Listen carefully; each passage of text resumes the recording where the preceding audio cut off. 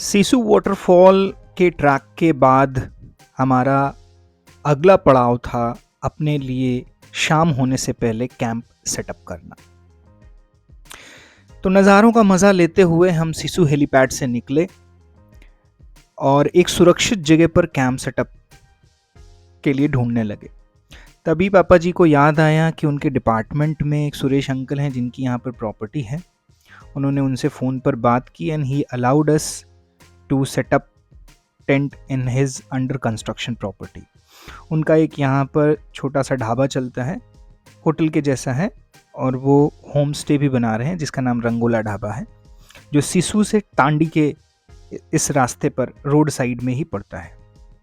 अब चूंकि हमारे पास बच्चे थे तो हमें एक सुरक्षित जगह पर ही टेंट लगाना था और फाइनली हमें वो सुरक्षित जगह मिली और हमने टेंट लगाना स्टार्ट किया।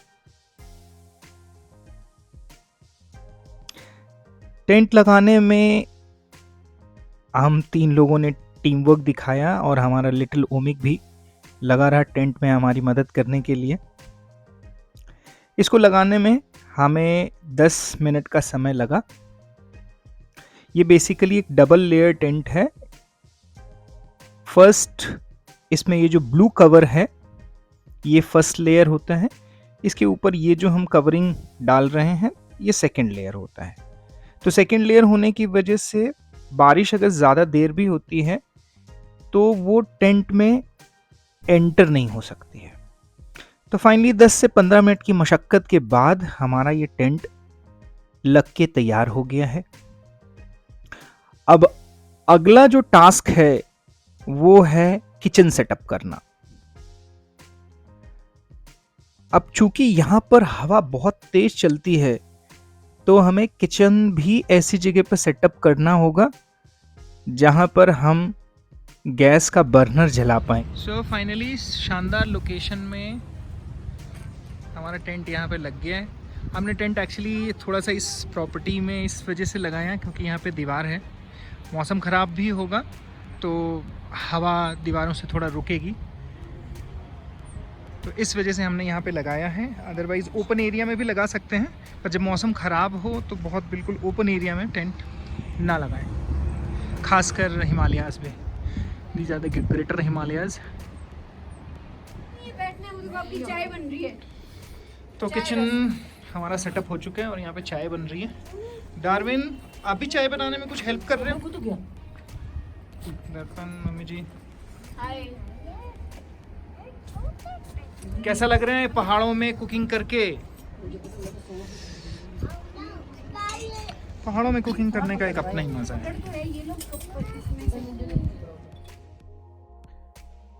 तो जल्दी ही अंधेरा होने से पहले मम्मी जी ने चाय बना ली, हमने चाय का मज़ा लिया और फूड भी प्रिपेयर हो गया है और कुछ और स्पेशल चीज़ प्रिपेयर हुई है यहाँ पर, जैसे हमारा स्पेसिफिक चिकन एंड जो यहाँ पर हमारे नून हैं उन्होंने हमें एक और चीज़ दी जिसे हम पहाड़ी वाइन कहते हैं। यहाँ पर ये पहाड़ी वाइन गेहूं और जौ को फर्मेंट करके बनाई जाती है।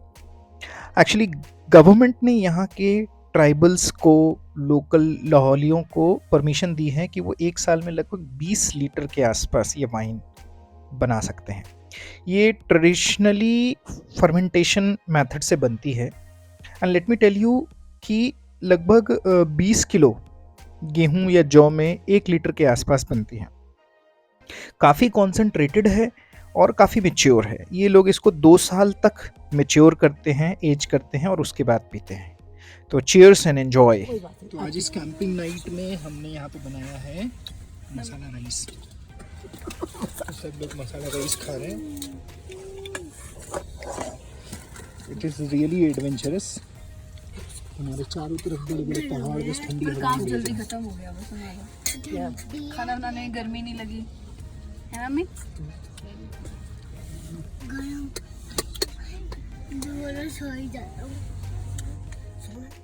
रात को हम सोए आराम से, बस थोड़ा एक सियार हमारे कैंप के आसपास आके शोर मचा रहा था जो थोड़ा स्केरी रहा। तो कैंपिंग की अपनी इस नई सुबह में हम सीसू लाहौल में हैं और you can see the view. हमने कहाँ कैंपिंग की है, सामने पहाड़ और वहाँ पे आप देखो सुबह 6 बजे नहीं 6 नहीं 5:55 पे 5:55 है अभी और कितनी साफ सुथरी धूप है दरपन। एंड ये हमारी सराउंडिंग्स।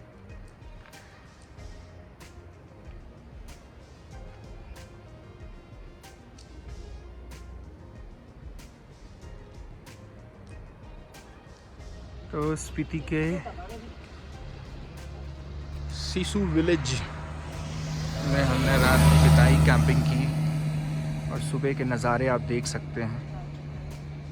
इतनी साफ़ सुथरी धूप पहाड़ों पर दिखाई पड़ रही है और थोड़ी सी ये धूप जो है, जब आप इस धूप में डायरेक्ट जाते हैं तो इसके रिफ्लेक्शन से सनबर्न होने के चांसेस होते हैं।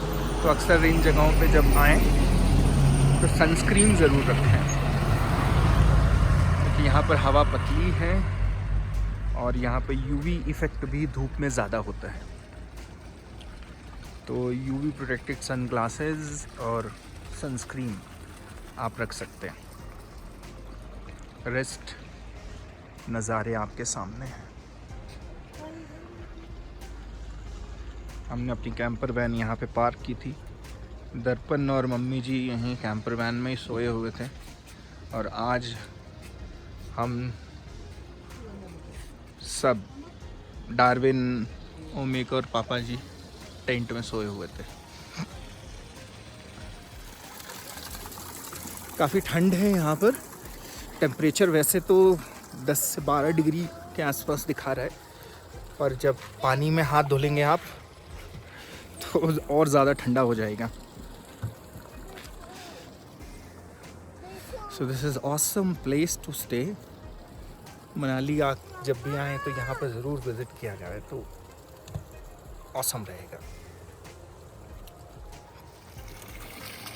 यहाँ पे पानी हमेशा ऐसे चलता ही रहता है, बिकॉज इसका सोर्स जो है ऊपर ग्लेशियर में है।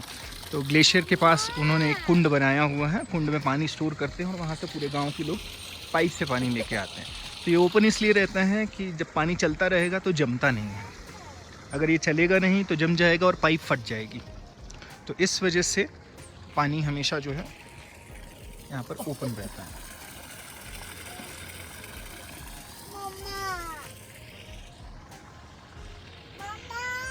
कैंपिंग वैन में एक पंप का होना बहुत ज़रूरी है, क्योंकि पहाड़ों पर एटमॉस्फेरिक प्रेशर लो होता है। ठंड में रात भर जब गाड़ी खड़ी रहती है तो हवा थोड़ी कम हो जाती है। मैंने ये मैनुअल पंप रखा है। इलेक्ट्रॉनिक पंप भी होते हैं। मैनुअल पंप का फ़ायदा ये है कि आप कभी भी कहीं पे भी हवा भर लो। इलेक्ट्रॉनिक पंप में कभी कभी बैटरी डाउन हो जाती है तो ऑपरेट नहीं हो पाता है। और जवान है, शरीर स्ट्रॉन्ग है, भर लेंगे मैनुअली।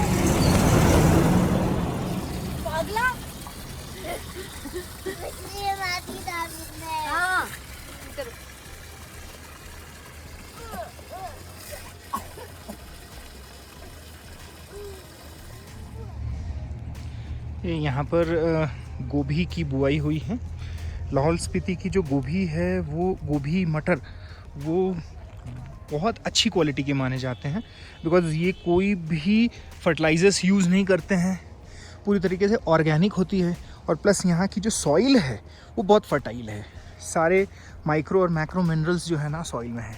इरिगेशन के देखिए इन्होंने स्प्रिंकलर यहाँ पर लगाया हुआ है, तो ऊपर से ही जो पानी आता है ग्लेशियर से, जो टैंक बनाया है ऊपर, तो उसी से स्प्रिंकलर इन्होंने लगा दिया है। बिकॉज़ यहाँ पर भी पानी बहुत ज़्यादा नहीं है, रेनफॉल ज़्यादा नहीं होती है। जो भी पानी है वो बर्फ़ से पिघल के आता है। तो वाटर का यहाँ पर ऑप्टिमम यूटिलाइजेशन किया जाता है। बाकी जो पानी है वो उधर चिनाब रिवर है उसमें चला जाता है। आपको आवाज़ आ रही होगी चिनाब रिवर की।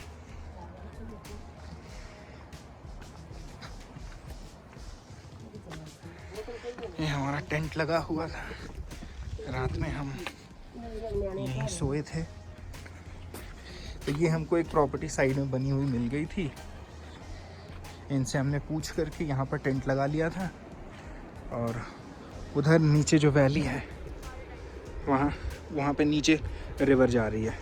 वो रिवर आगे दिख रही होगी आपको वहाँ पे। दिस इज़ द रिवर जिसको हम चंद्रा रिवर कहते हैं। आगे ये मिल करके चिनाब बन जाएगी।